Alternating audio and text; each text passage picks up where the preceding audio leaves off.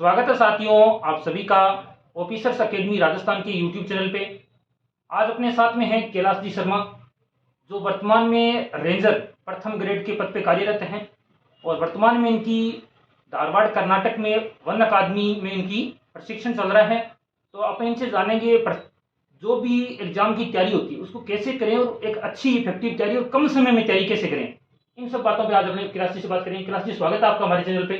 नमस्कार हरीश जी, कैसे हो आप? बढ़िया है, हम बिल्कुल बढ़िया हैं और तैयारी चल रही है। आप बताइए कि आपका प्रशिक्षण कैसा चल रहा है। प्रशिक्षण अच्छा चल रहा है। अभी 4 महीने हुए हैं, 14 महीने अभी भी बाकी है। अभी 7 दिन की छुट्टी थी तो छुट्टी पे घर आए हुए हैं। छुट्टी पे घर आए हुए हैं और मैं दर्शकों को बता दूं कि अभी इनको ऑल इंडिया भ्रमण करवाएंगे। तो भ्रमण का जो सबसे स्टार्टिंग हो रहा है वो राजस्थान से ही हो रहा है। तो आपको उस जर्नी के लिए अग्रिम शुभकामनाएं और आप अच्छे थैंक यू से हरीश जी। देखो। तो कैलाश जी, आप सबसे पहले ये बताइए कि राजस्थान के जो भी एग्जाम है उसकी प्रिपरेशन करते समय एक बेसिक अपने क्या बातें ध्यान में रखें, और कोई भी जो नया लड़का तैयारी शुरू करता है वो क्या चीज़ उसको माइंड में रखनी चाहिए। देखो, जैसा कि मैंने अपनी तैयारी के दौरान जो चीज़ें अपनाई वो मैं बता सकता हूँ। कि पहले तो ये है कि आप जिस भी एग्ज़ाम की तैयारी कर रहे हो, पहले तो उसका सिलेबस देखें कि सिलेबस सिलेबस तो ध्यान में होना हाँ, चाहिए। सिलेबस ध्यान में होना चाहिए। उसके बाद आप जो भी बुक्स पढ़ रहे हैं वो मतलब उनका सोर्स है वो लिमिटेड होना चाहिए। ज़्यादा किताबों का ढेर नहीं करना ज़्यादा पड़ेगा। किताबों का ढेर नहीं करना। जो भी किताब आप पढ़ रहे हैं वो सोर्स लिमिटेड रखो और उन्हीं की बार बार रिवीजन करते रहो। अच्छा, ऑथेंटिक बुक ही पढ़ें या आपने कोई कोचिंग नोट्स वगैरह देख सकते हैं। आप कौन सी को सबसे पहले मानते हो। मैं ये मानता हूँ कि ऑथेंटिक बुक ही हमेशा पढ़नी चाहिए। जैसे कि आप राजस्थान का भूगोल पढ़ना है तो आप हरिमोहन सक्सेना की बुक से पढ़ो उसे। और इसी तरह ऑथेंटिक बुक जो जिस सब्जेक्ट की है उन्हें पढ़ो और उन्हीं से नोट्स बनाने की कोशिश सही कहा करनी चाहिए। जी कैलाश जी। इसके अलावा अभ्यास के लिए टेस्ट सीरीज वगैरह उनके लिए अपने कैसे प्रीवियस कैसे अपना उसको मैनेज कैसे करें। लगातार अभ्यास करते रहना चाहिए। जैसे कि टेस्ट सीरीज, कोई भी अच्छी टेस्ट सीरीज है वो ज्वाइन कर लो और नियमित टेस्ट देते रहो। और प्रीवियस ईयर के क्वेश्चन हैं, जो प्रीवियस ईयर के क्वेश्चन है उन्हें सोल्व करना बहुत ज़रूरी है। उससे हमें पता चलता है कि कैसे क्वेश्चन है वो जो बोर्ड है वो पूछ रहा है।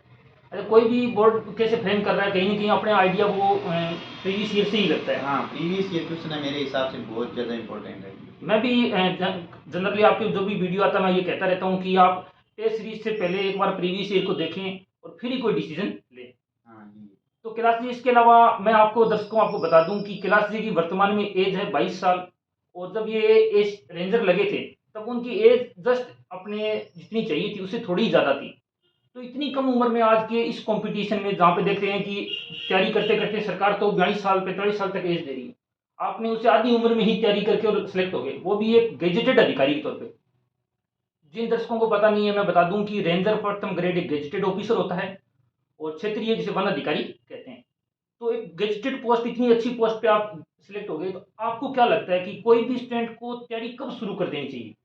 मेरे हिसाब से देखो, ऐसा है कि ऐसा नहीं है कि आपको जल्दी जॉब लगना है तो आप शुरू से ही तैयारी की 12th क्लास से भाई शुरू कर 8वीं दो। क्लास की हाँ किताब हाँ, लेके बैठ जाए नहीं रिमोट नहीं सक्सेना, नहीं वो नहीं करना नहीं, अपने को। ये ज़रूरी नहीं है। आप अपनी स्कूल की पढ़ाई हो अच्छे से करो, उसमें जो एक्स्ट्रा करिकुलर एक्टिविटीज़ है, गेम्स है, उनमें पार्टिसिपेट करो।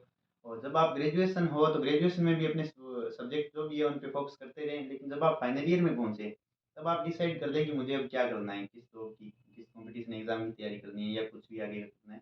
वो फाइनल ईयर में डिसाइड कर लेना चाहिए, जैसा कि मैंने किया। मेरा ग्रेजुएशन 2019 में हुआ, 18 में ये वैकेंसी आई है इसके व्यापारों की। तो मैंने तभी डिसाइड कर लिया फाइनल ईयर में कि अभी मुझे इसकी तैयारी करनी है। तो आपको जैसी वैकेंसी आई, कैलाश जी का ये कहना है कि भाई जैसे आपके सब्जेक्ट जो स्ट्रॉन्ग है, अगर आपकी तैयारी है तो आप ग्रेजुएशन के लास्ट साल में डिसाइड कर लें कि क्या तैयारी करनी है।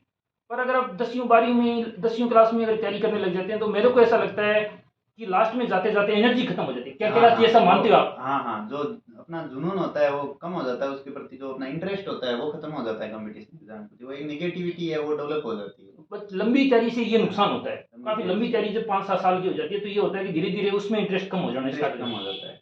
और अपने उसमें तो कैलाश जी अपने जब बात कर रहे थे नेगेटिविटी की, तो माहौल भी जैसे हर आजकल देखते हैं कि बहुत सारे टेलीग्राम ग्रुप हैं, बहुत सारे यूट्यूब चैनल है। एक सामान्य स्टूडेंट को क्या बातें तैयारी के टाइम ध्यान रखनी चाहिए जो आप स्टूडेंट को एडवाइस देना चाहेंगे।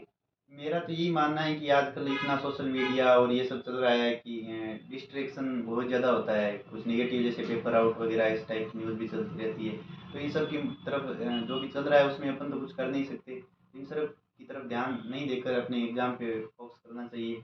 और सोशल मीडिया का ज़्यादा यूज़ नहीं करना चाहिए। लिमिटेड यूज अपने कह सकते लिमिटेड, हैं। जैसे कि मैंने टेलीग्राम में नियमित यूज़ करता था अपनी तैयारी के दौरान। अच्छा, तो कैलाश जी, एक जो आजकल ये ट्रेंड है कि हम फ्रेंड सर्किल बना के पढ़ रहे हैं, उसका क्या महत्व है तैयारी में? आपको क्या देखो, लगता है? फ्रेंड सर्किल देखो अच्छा फ्रेंड सर्किल होना चाहिए। ऐसा नहीं है कि आप बहुत सारे फ्रेंड्स के बीच जा रहे हो और फालतू के मुद्दों पे डिस्कस कर रहे हो। अच्छा फ्रेंड सर्किल हो 4-5 लोगों का और अपनी पढ़ाई से संबंधित जिनमें बातें हों, तो वो बनाए रखें। फ्रेंड सर्किल होना भी ज़रूरी है। अच्छा, आप कैलाश जी का कहना है कि ऐसा ना हो कि फ्रेंड सर्किल के चक्कर में आप टाइम पास करने ज़्यादा लग जाओ। हाँ, आप फ्रेंड सर्किल हो, अच्छे लोग हो, पढ़ने वाले लोग हो, तो ऐसा ही एक फ्रेंड सर्किल आप कैलाश हाँ, जी। ऐसा ही है कि समय बर्बाद करना सही नहीं है, क्योंकि आजकल कंपटीशन इतना बढ़ गया है, तो नियमित तैयारी करते रहें। कंपटीशन कंटिन्यू कैलाश जी जैसे देख रहे हैं कि बढ़ते ही जा रहा है, तो कंटिन्यू अपने को तैयारी तो करनी चाहिए। तो फ्रेंड सर्किल में ये चीज़ें स्पेशल तौर पे नए बच्चों को ध्यान रखनी चाहिए। हाँ, नहीं ये चीज़ ठीक है, इसके अलावा कैलाश जी अपने बात कर रहे थे कि एक्चुअली क्या होता है कि एक बार अपने तैयारी करते हैं बड़े एग्जाम, और बड़ा एग्जाम अपने से हो नहीं पाता। कारण बहुत सारे होते हैं, कोई कारण ऐसा आइडेंटिफाई नहीं कर सकते कि ये चीज़ हो जाती तो मैं ये कर लेता। तो जब ऐसी तैयारी करते हैं तो जैसे प्लान बी कितना महत्वपूर्ण है, मैं दर्शकों को बता दूं कि कैलाश जी प्लान बी की इसलिए बात कर रहा हूं कि कैलाश जी इससे पहले वीडियो में भी सिलेक्टेड है, पटवारी में भी कैलाश जी का सिलेक्शन हुआ, और दिल्ली स्टाफ सिलेक्शन बोर्ड के एग्जाम में भी इनका सिलेक्शन हुआ। तो आपका 3 एग्जाम में ऑलरेडी सिलेक्शन था, 22 की उम्र थी आपकी, और एक साल के भीतर कहीं ना कहीं आपने प्लान बी रखा था। तो उस प्लान बी के बारे में हमारे दर्शकों को बताएं, क्या प्लान बी रखना चाहिए, कैसा रखना चाहिए, और क्या उसके लिए स्ट्रेटेजी अपने अपनानी चाहिए?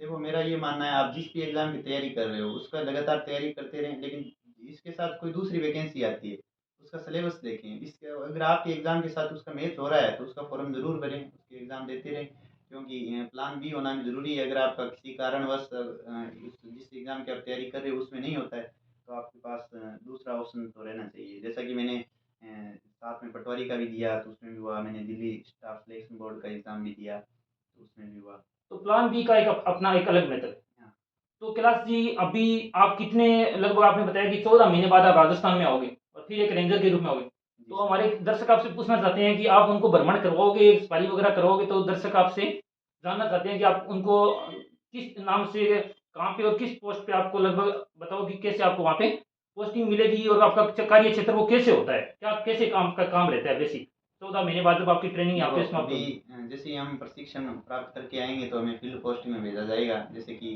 मेरी अभी पोस्टिंग है वो रणथंभौर नेशनल पार्क में है। तो जैसे अलग-अलग पोस्टिंग के हिसाब से वर्क का नेचर होता है। जैसे हमारा काम वहाँ पे मेन प्रोटेक्शन का रहता है। संरक्षण का मेन कार्य हाँ, है। प्रोटेक्शन, जैसे कि कोई शिकारी है, वो तो नहीं घुस रहा, उसको रोकना, और इको टूरिज़्म जो चलता है, जैसे सफारी करवाना और उसका मैनेजमेंट करना, ये हमारा मेन कार्य है।